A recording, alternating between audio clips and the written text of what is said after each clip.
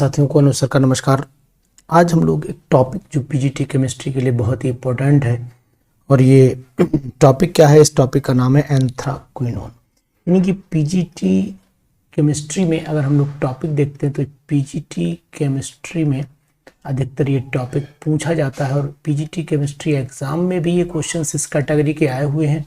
तो अगर आपने नोटिस किया होगा तो 2021 में जो एग्ज़ाम हुआ था उसी में कुछ क्वेश्चंस ऐसे आए थे जो लोगों को परेशान कर गए। तो उसी से रिलेटेड मैं आज बात कर रहा हूँ।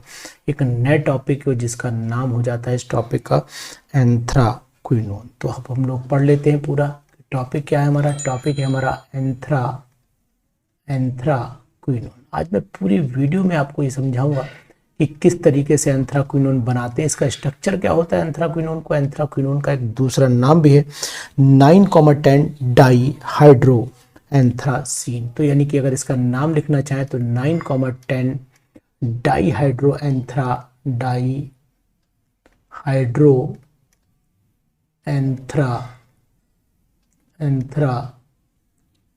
जो है वो सीन भी बोला जाता है। तो आप आगे एंथ्रासीन लिख दीजिए ऐसे करके। इसको हम लोग 9,10 4 ना समझिएगा, ये 9 है।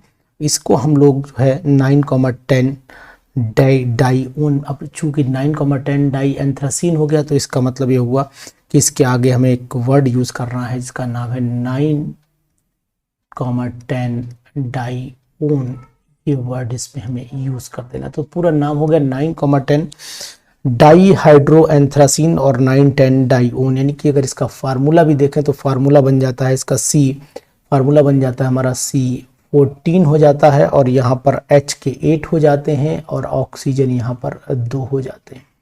अगर इसके स्ट्रक्चर की हम लोग बात कर लेते हैं तो स्ट्रक्चर हमारा सिंपल सा, पहले तो मैं आपको बता दूं कि एंथ्रासीन का स्ट्रक्चर क्या होता है। तो एंथ्रासीन का स्ट्रक्चर अगर आपने देखा होगा तो एंथ्रासीन में 3 बेंजीन रिंग लगे होते हैं इस तरीके से।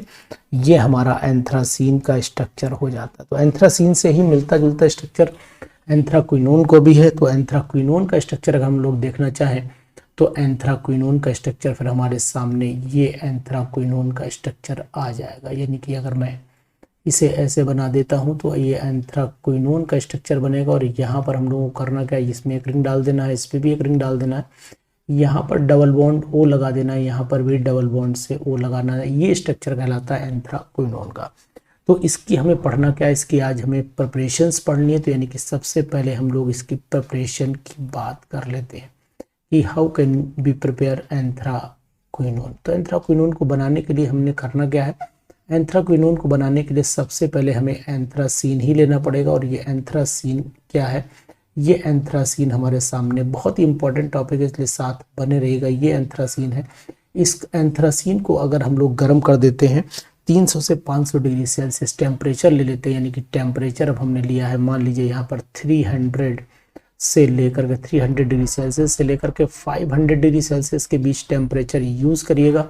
और इसमें जो आप कैटालिस्ट यूज़ करेंगे वो यानी कि वेनेडियम B2O5 की प्रेजेंस में इसका ऑक्सीडेशन करिएगा। और जैसे ही B2O5 की प्रेजेंस में इसका ऑक्सीडेशन करेंगे तो आपको जो प्रोडक्ट मिलेगा वो कहलाएगा आपका एंथ्राक्विनोन। तो ये हमने आपका एंथ्राक्विनोन बना दिया। ये एंथ्राक्विनोन आपने बना लिया है। अब आपने करना क्या है कि मैं आपको ये बताना चाह रहा हूँ कि यहाँ पर इस तरीके से आप ये स्ट्रक्चर कैरी कर सकते हैं। तो ये एंथ्राक्विनोन का स्ट्रक्चर बन जाता है। यहाँ पर एक रिंग कम है तो यानी कि इसको हम ऐसे कर देते, तो इस तरीके से एंथ्राक्विनोन का ये स्ट्रक्चर बनेगा।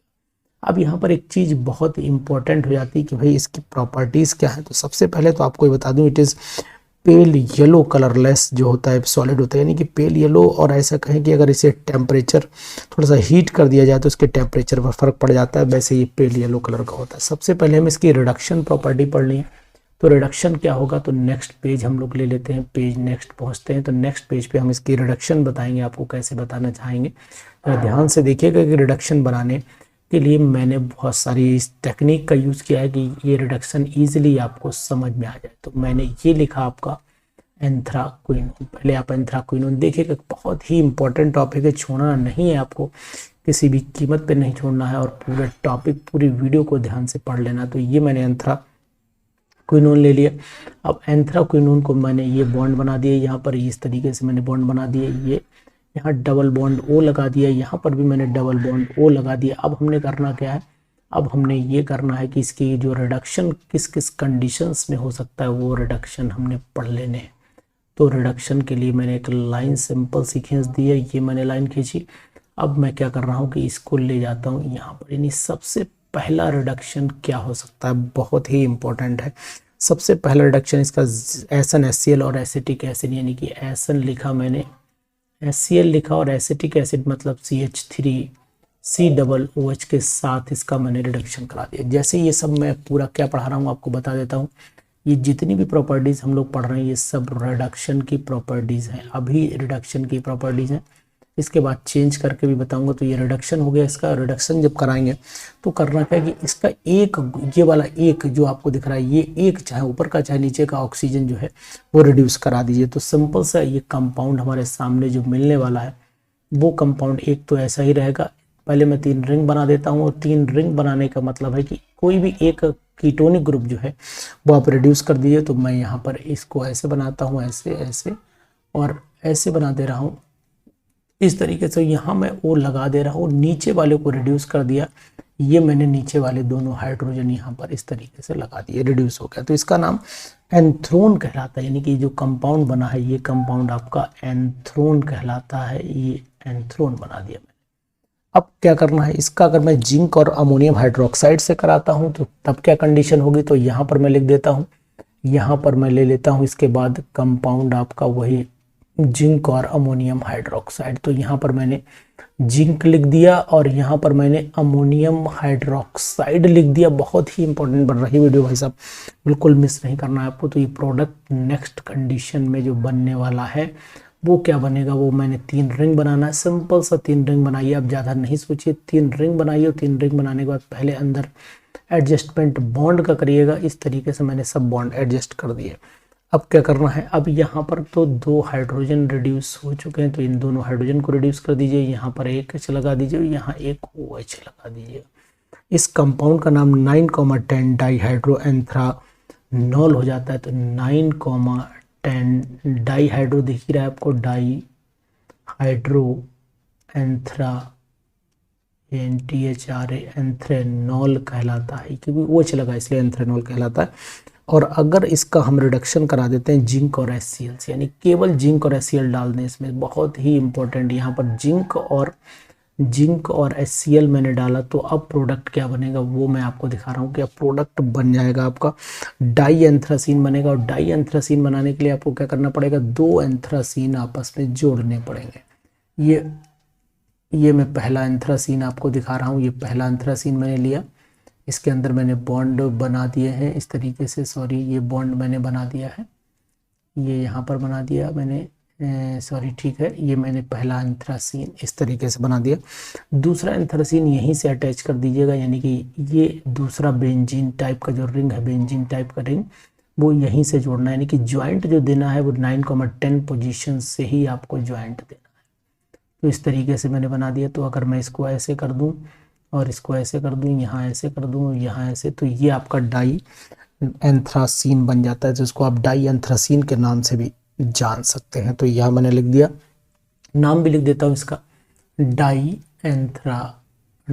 एंथ्रासीन मैंने यहाँ पर लिख दिया। तो बहुत ही इंपॉर्टेंट है ये, इसको जरूर पढ़िएगा। अगर इसका रिडक्शन हम लोग करा देते हैं Na2H2O4 की प्रेजेंस में कराते हैं, Na2H2O4 और NaOH ले लेते हैं एयर की, यानी कि अगर मैं इसका रिडक्शन करा देता हूँ, रिडक्शन का मतलब हुआ कि इसका जो रिड्यूसिंग एजेंट है वो Na2H2O4 ले लेता हूँ और साथ में थोड़ा सा NaOH भी मिलाना पड़ेगा आपको, और यहाँ पर O2 और एयर, यानी कि ये कहें कि इसका साथ में ऑक्सीडेशन जैसी कंडीशन भी हो रही है, लेकिन ना इसको हम लोग रिड्यूसिंग एजेंट बोलते हैं, या रिवर्सिबल रिएक्शन मानी जाती है, यानी कि ये रिवर्सिबल रिएक्शन हो गई।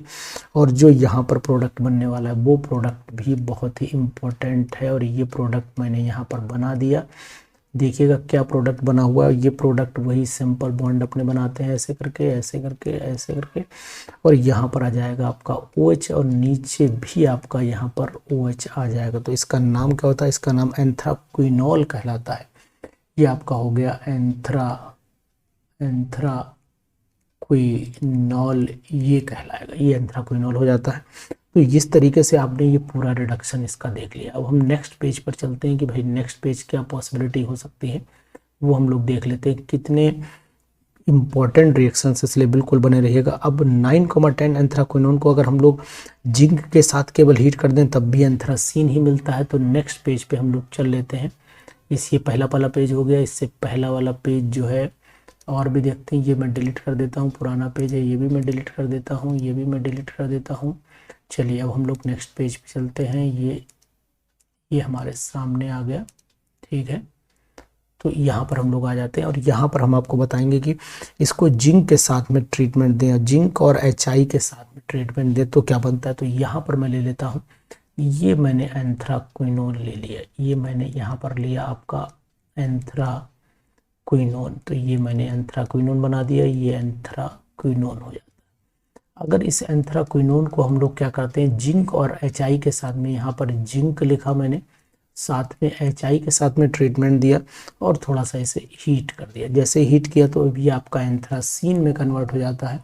तो यहाँ मैं एंथ्रासीन को ऐसे लिख सकता हूँ कि ये मैंने एंथ्रासीन बना दिया, ये एंथ्रासीन बन गया।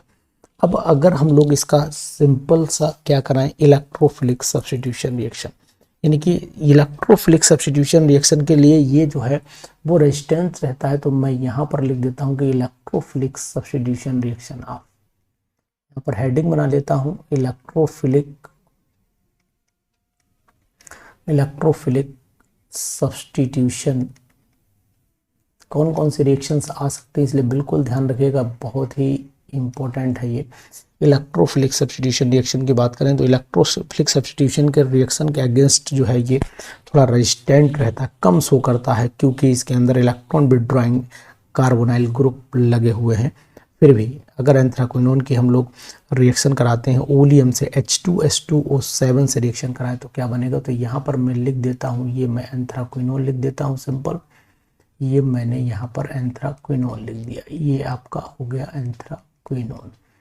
ये चलिए ठीक है ना।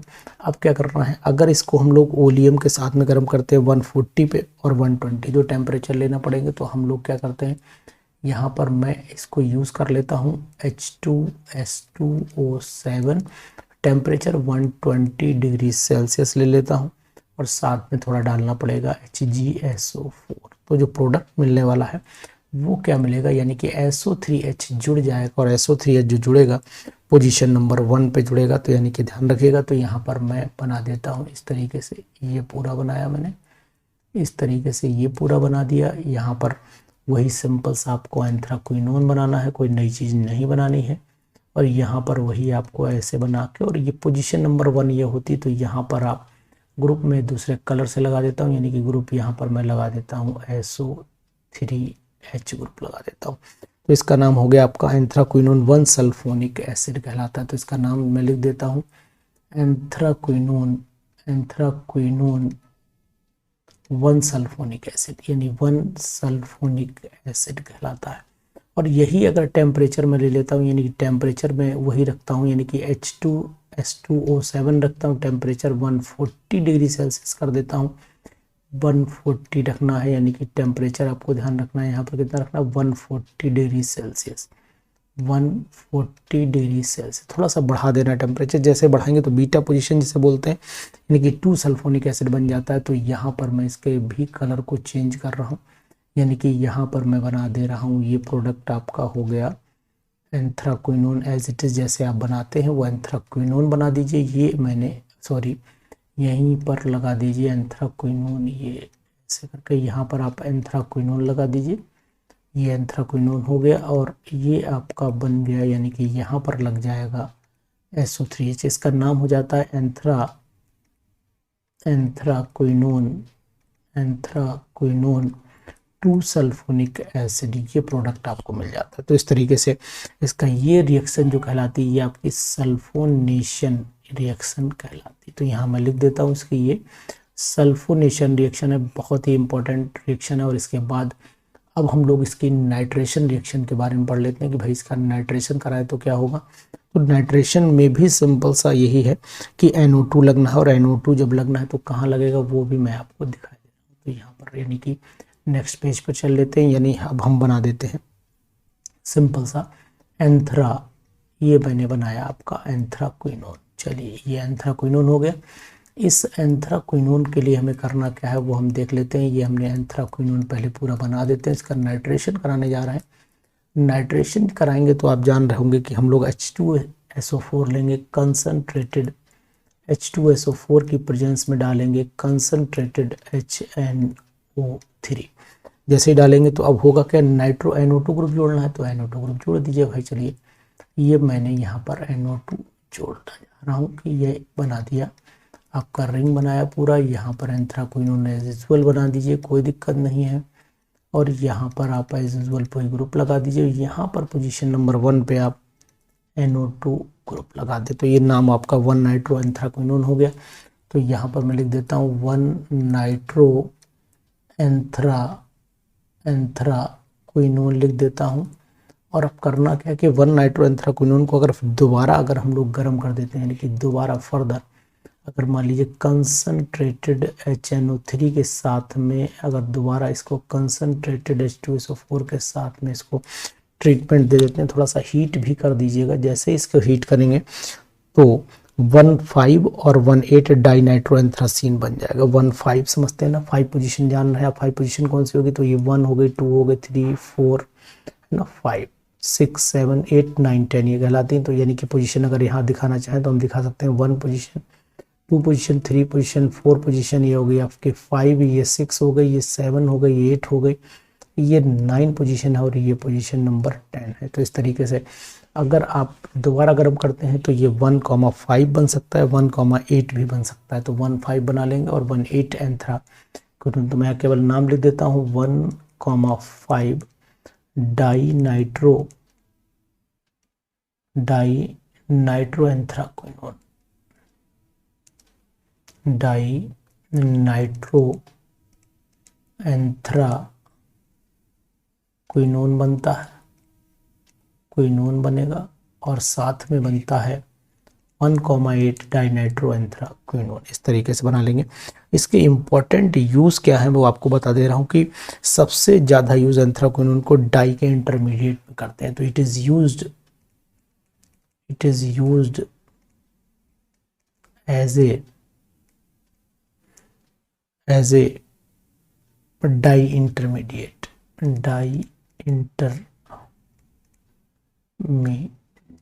तो ये बहुत ही इम्पोर्टेंट रिएक्शंस आज आपने पढ़नी हो। ये सभी रिएक्शंस आपके लिए बड़ा हेल्पफुल होंगी। ये पूरा टॉपिक आपने पढ़ा जिसका नाम था एंथ्राक्विनोन। और इस टॉपिक को आप मैक्सिमम दोस्तों तक पहुंचा दीजिए, शेयर कर दीजिए, जिससे लोगों को फ़ायदा हो सके कि पीजीटी की तैयारी कर सकें। और पीजीटी की तैयारी के लिए लगातार इस चैनल पर बने रहिएगा। Thank you, good night.